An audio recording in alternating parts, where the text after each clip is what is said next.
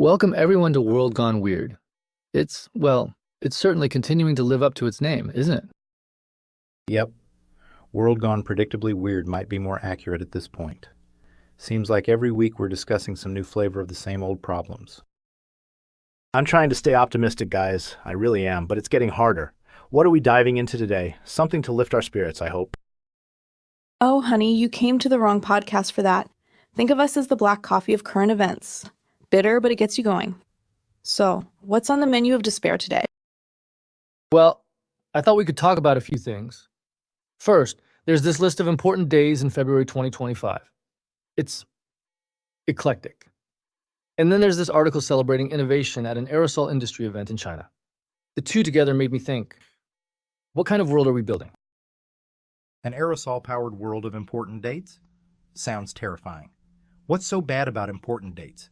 And aerosols, for that matter. I use them to paint everything. Okay, let's not immediately jump to terrifying. Aerosols have legitimate uses: medicine, cleaning, even art.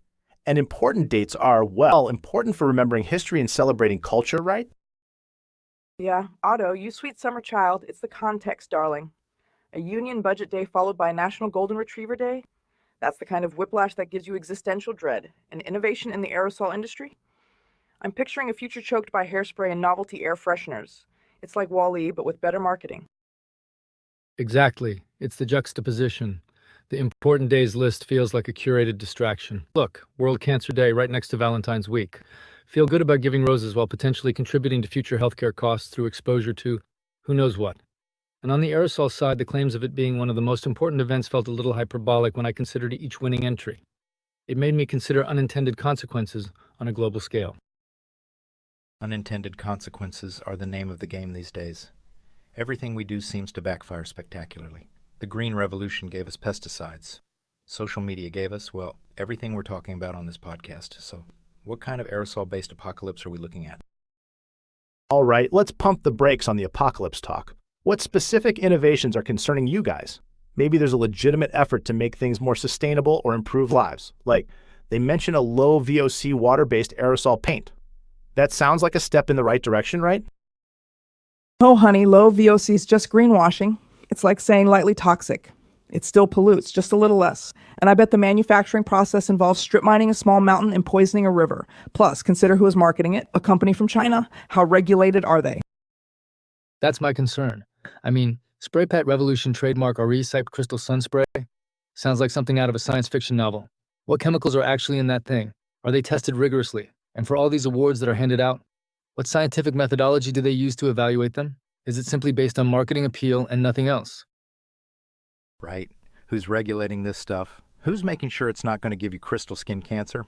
Probably nobody, that's who. It's the Wild West of aerosol technology over there, and we'll be buying it all up because it's cheap and then wondering why we all glow in the dark. Okay, I see your point. There's a valid concern about regulation and transparency. But what about something like high-purity medical oxygen filling machine? That seems undeniably beneficial, especially for underserved communities or disaster relief efforts, right?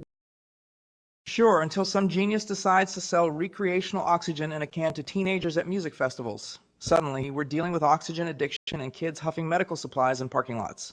The road to hell is paved with good intentions and spray cans. And think about the scale of the industry. The article mentions a 20,000 square meter exhibition space. That's a lot of aerosols. And all that manufacturing, all that shipping, it's a massive global operation. And all for, what? Slightly more convenient sunscreen and coffee. It's the consumerism, isn't it? The constant drive to create new, unnecessary products that we're convinced we can't live without, and the marketing. Skin Dancing Spirit's carbonated body tone-up bubble, that sounds like a demonic ritual, not a beauty product. All right, but is all consumerism bad? Doesn't it drive innovation and create jobs? I mean, somebody had to design that Skin Dancing Spirits thing. Someone had to manufacture it. It's providing livelihoods, right? At the cost of what, Otto? At the cost of the planet? At the cost of our sanity? We're drowning in stuff, most of which we don't need and actively makes our lives worse. That's not progress, that's just frantic consumption as the world burns. It's about priorities. Are we focusing on genuine needs and sustainable solutions? Or are we chasing novelty and profit at the expense of everything else? The union budget day on that list. What priorities does it reflect? Are we investing in healthcare, education, and infrastructure, or are we subsidizing industries that churn out mountains of waste? Good luck finding out. That budget is probably written in a language only economists can understand, and even they probably disagree on what it means. It's all smoke and mirrors, designed to make us think someone's in charge when really it's just chaos all the way down.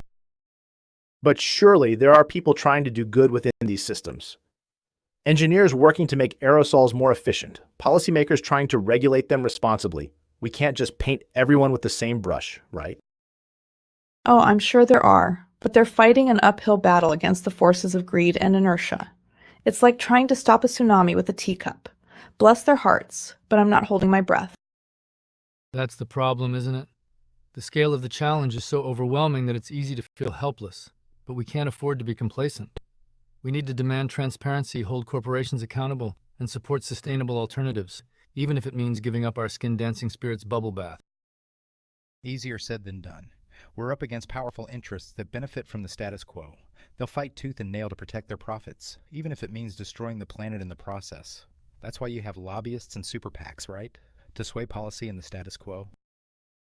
Yes, but we have power too. We can vote with our wallets, support ethical companies, and demand change from our elected officials. It's not a lost cause. We can create a more sustainable and equitable future, one spray can at a time. I admire your optimism, Otto. I really do. But I suspect the only thing that'll truly change things is a massive, catastrophic event that forces us to rethink everything. And even then, I'm not sure we'll learn our lesson. Still, it's essential we at least try. Well, that's a cheery thought to end on. But I agree, we have to keep trying. We have to be critical of the narratives we're being fed. And we have to demand better from the systems that govern our lives, even if it feels like shouting into the void. Shouting into the aerosol-filled void. Sounds about right. Until next time, folks, try not to huff too many fumes. Let's try and find some good news for next week, okay? I need a win. I'll start looking, but I'm not promising anything. Thanks for joining us on World Gone Weird. Stay skeptical, stay informed, and stay relatively sane.